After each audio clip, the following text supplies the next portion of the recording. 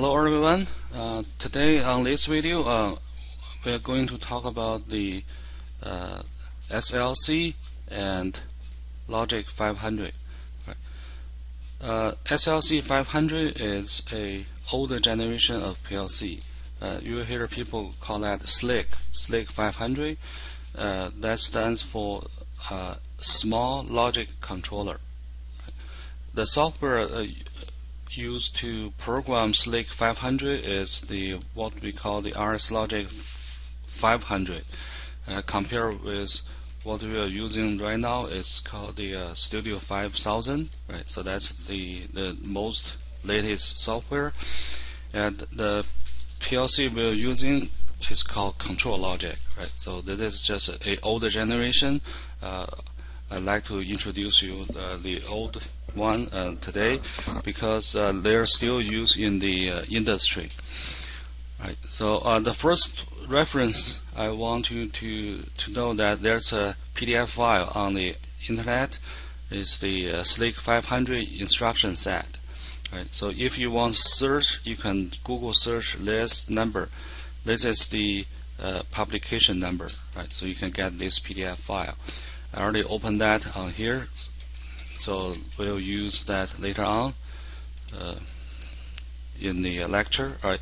So on today's lecture, I will talk about the first is the processor files. Right. There are two different types of files. One is program, the other one is data. Right. So we'll talk about that.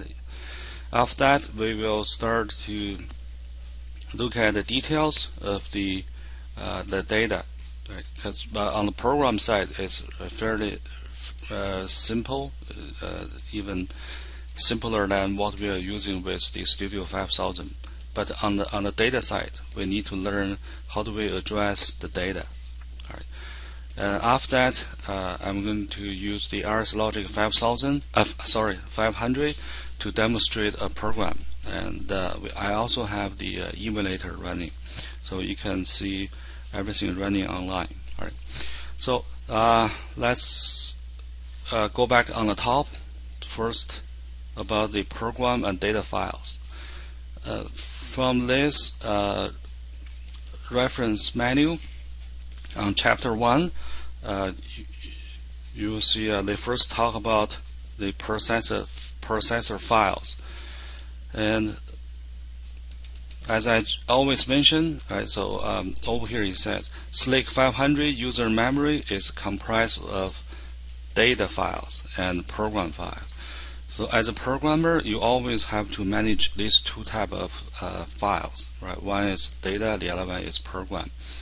And over here they give you a very good picture to show the structure. Right, so there are two different types of files: data file and program file. So I first want to talk about the program files. So if you look at here, under this category, there are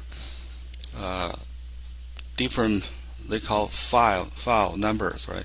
So the numbers can be counted from 0, right? 0 and 1. These two files are special files. They call system files. You cannot access those two files as a programmer. Right. So everything you program in with a SLC 500 it has to come after number 2. So you can see here, so you have number 2 first, then you have number 3 to 255. So you may ask, why do we have the number 2 specialized? Right? It's like, why don't we just call number 2 to 255? The reason for that is the file number 2 is what we call the main routine.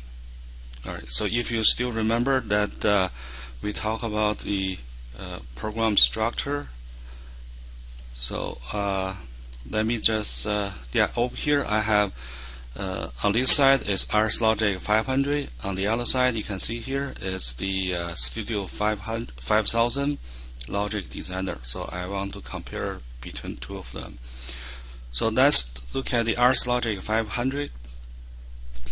So if we create a brand new one, so first you have to choose the controller type.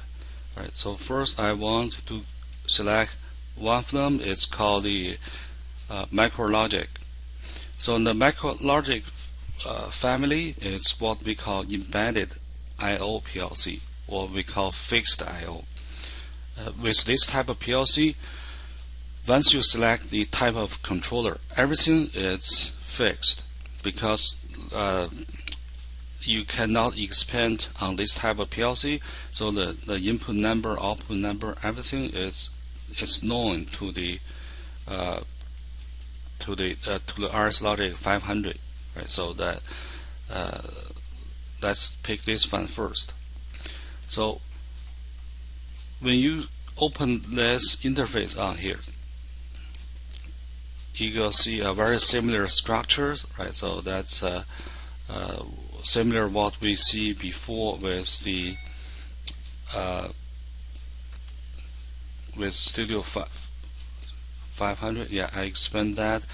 So this is one thing with RSLogix 500. Sometimes when you maximum the window, it just occupies the whole software interface. I think there is a fix to do that. Default project. Yeah. So if you choose from window, arrange, and choose the default project, and that will go back to the default format. So on left hand side, you will see here program files. Right. System number 1, system number 0, number 1 are reserved, and then you have a ladder 2. Ladder 2 is a special file. Right. It's like a main routine.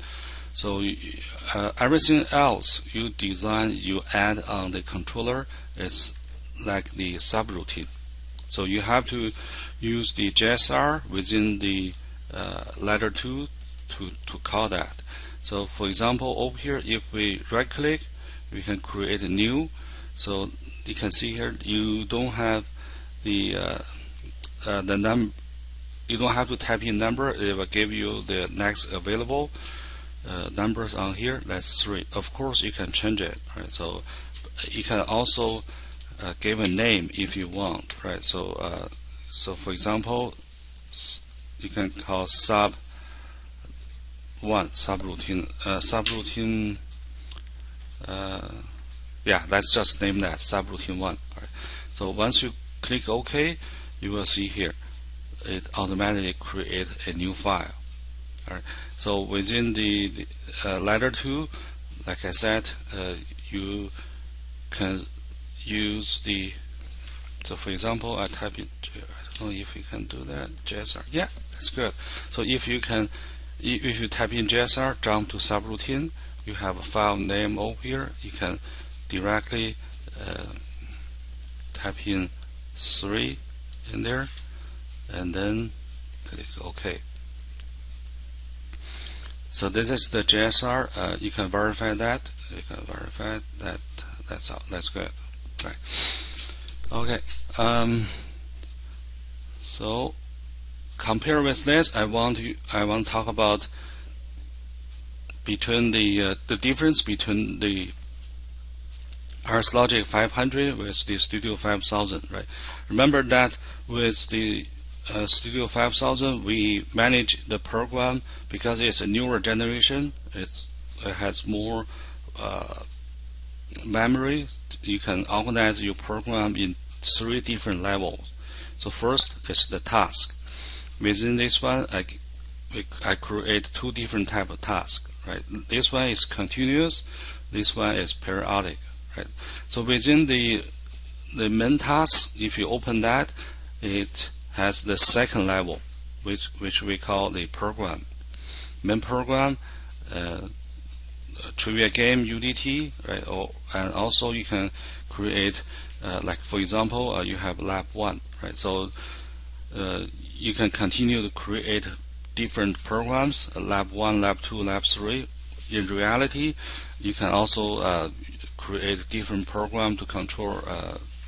Like for example, station 1, station 2. The reason for that is for each of the for each of the program, you can have its own private local tags. You can see here, each one of them has one. And then you can go into the third level, which is routine. Right? So those routine is in the same way as the ladder 2 with RSLogix 500. So over here you can see we create different main routines. In lab 1 I can even create a main routine, and then you have a subroutine. Right? So like this one, part 1, notice the icon difference, right? So the part 1 is in the same equivalency as the over here ladder 3 out here, right? So that is how do we manage the program within the RSLogix 500. The other part is the data. Right? So the data, let's look at here with data files out here. It's a little bit complicated, right? You can see here, same thing. They gave the file numbers, right, from number 1 all the way to from number 0 all the way to 255. All right. And the other rule is that for the first 9 files, like over here, you can see from number 0 to number 8, the type of the file has been decided by the system. All right. If you remember that with Studio 5000, we can create any of the data type as a tag, right? So they can put together, mix together in different ways, right? It's there's more freedom with Studio 5000, but with 500, the first 9 is already predefined. File number 0 is output. Number 1 is input. So they separate different type of data into different files. So you cannot put different type of data into one file. So they have to be separated. So for example, 0 is output, 1 is input, number 2 is status, and 3 is bit. Right? Then after that, timer, counter, control, and integer. And the last one is floating. Right? But after number 8, from 9 to 255, you have freedom to create any type of file. So I think they mentioned here, yes. So you can see here the file types shown below 3 to 8 are the default values, system defined. But from 9 to 255 can be configured as bit, timer, counter, control, integer, and what else you want, right? So you have freedom over here. Right? Start from file number 9. All right. So let's look at on the software. Right?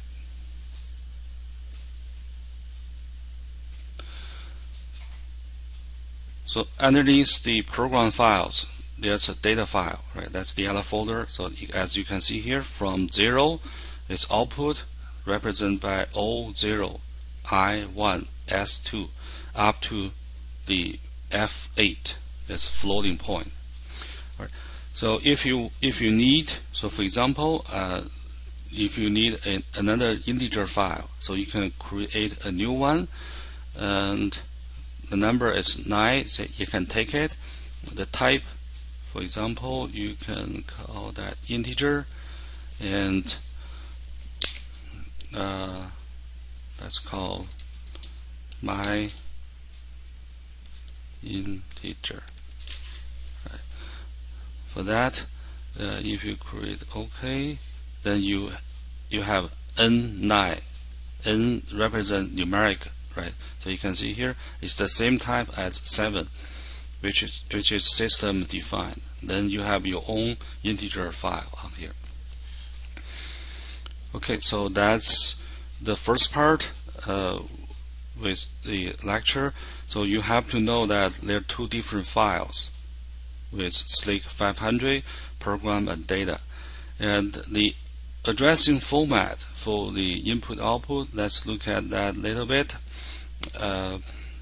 Go back to the software. So, for example, let's open the output file. Look at it. So if you double-click, open it, you will see here. So that's what you have with the output. So with, like I mentioned, with this particular RSLogix 1500, you have so many outputs on here. Right? When I move the cursor on there, you can see they gave you different numbers on the tooltip. You can see here, right? So all the way up to 0/63. So you can see here that's the address on that particular output, right? And with this type of controller, you have 64 outputs, right? Start from 0 to 63. That's over there. And with input, similar, you have outlets on here. Maybe I'm not sure. Yeah, maybe it's you have to check the PLC controller menu. I don't think that it has so many of input output. It's just available for you to use, right? So maybe they only have maybe 12 input, 8 output, for example, right? So that's the available data for you. So, but you can see they have similar format, right? So if you close that, going to the status. So with status, you can check the system information from this file. So for example, underneath main, you can see here processor mode. Right now, you can use those bits to check what exactly the mode of the controller, if it's in the remote program mode or remote run mode, right? And also there are other status. For example, over here you can look at here the first pass S:1/15. So that's what we call the first scan in Studio 5000. So what do we use that for the program is that you can use this bit to check if this is the first scan when the controller going to the run mode. So for example, I can even use that in my program. So for example, if I use exam on, then I start to type in the address. Right, the bit available for the first pass is the S:1/15. I can type in this address in here.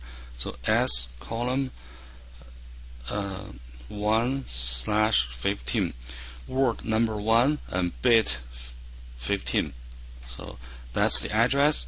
Then when I press enter, it says first pass. That's the symbol for this particular bit.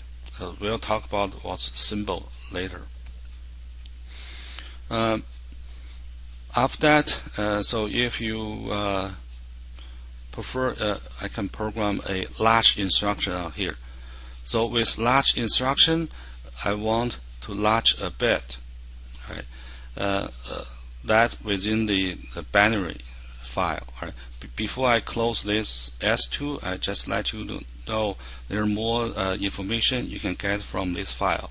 For example, if you click math, so because the SLC 500, it's a older generation, it only has 16 bits in the word, right? So when you're doing the math calculation, you could have the carry happening or overflow happening, right? So for that, you can even use those system bits to check the status. Of course, there are also other information available for you, right? So that's all from this S2. Okay. So continue on this program. I want to launch a bit, right? So that's within the B3. So if I open this, you can see here we have a B3, the first word, right, from 0 to 15, 16 bits.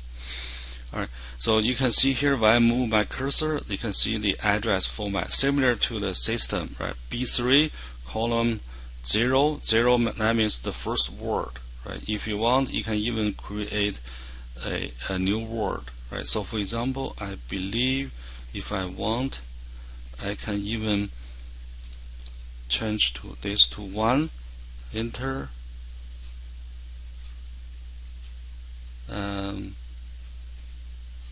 No, sorry.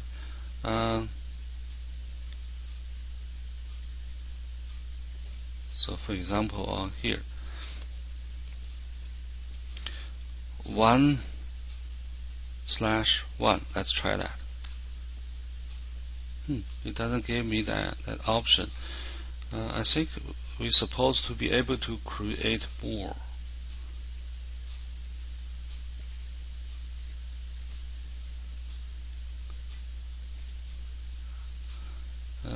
Let me just type in here.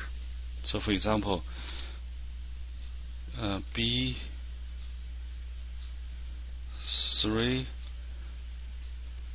column, let me see here.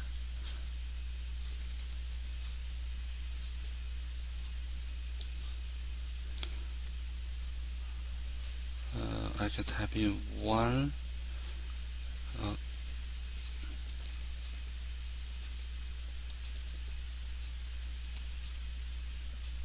1/1. Let me try that. Click OK. Close that. Verify. Let's say verify too.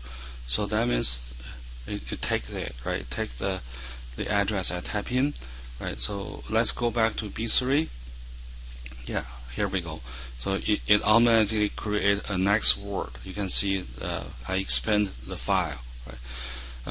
So I think, okay, the address is really hard to type in, right? So on the lecture, I believe I have, yeah, over here I gave you this one, this memory map. So for example, if you want to address this particular bit, you have two different ways to address that. So you can use B3 column 3/14, or if you count how many bits, not word, right? So this is word number 3, bit 14. But if you count together, you can only count as a bit number, two different ways. Right, so you can see here, even there's more big numbers on here. You may feel overwhelming, right? So it's just like you need to do the math to address that. You don't have to, right? So you just know that there are two different ways to address the data in the memory. If somebody else or in the program you see the format like this, you know what does that mean.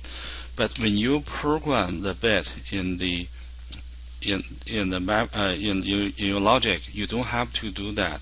All right, I'm going to show you a trick on here. So for example, I don't want this address. I want to change to different bit. So the one you pick, you can see here, the very last one, that's the one you pick. You don't have to type in. You can click and drag that into here. Once you see the green dot on here, you drop it. So when you drop it, this address is automatically assigned to this particular instruction. Right? So the other thing with the data is that sometimes it's like you have to memorize the address, but that doesn't give you a lot of information, right? So if you want to have that sort of like similar to tag, remember Studio 5000 we have a tag, similar to that, you can create symbols here. You can see I type in, for example, PL1 into this address, and that associated with this symbol now. So you can even give you can see here the PL1 is showing up on top of here, right? So you can even give more descriptions. The first indicator, something like that. So you can see not only the symbol similar to the tag name in Studio 5000, the descriptions also show up with here, right? So once you change that, you can verify that everything is good, right? So this is the first part of my lecture.